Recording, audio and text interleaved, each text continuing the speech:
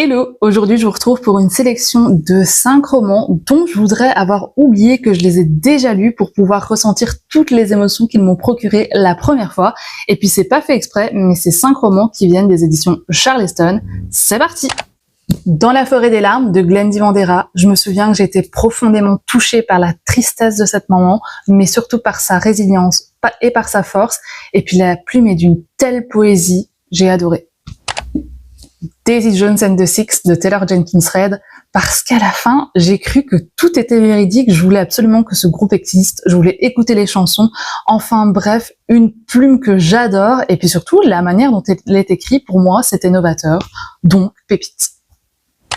Le premier tome de la saga des 7 sœurs de Lucinda Riley, parce que c'est le premier roman qui m'a donné goût aux sagas familiales, aux doubles temporalités, et c'est aussi parce que c'est la plume de Lucinda Riley, donc voilà pourquoi il se retrouve dans cette sélection.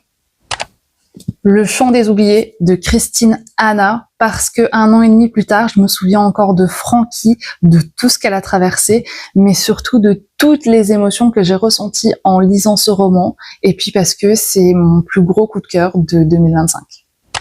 La dernière allumette de Marie Vareille, parce que ce roman m'a surprise, m'a émue, m'a conquise, parce qu'il est terriblement bien écrit.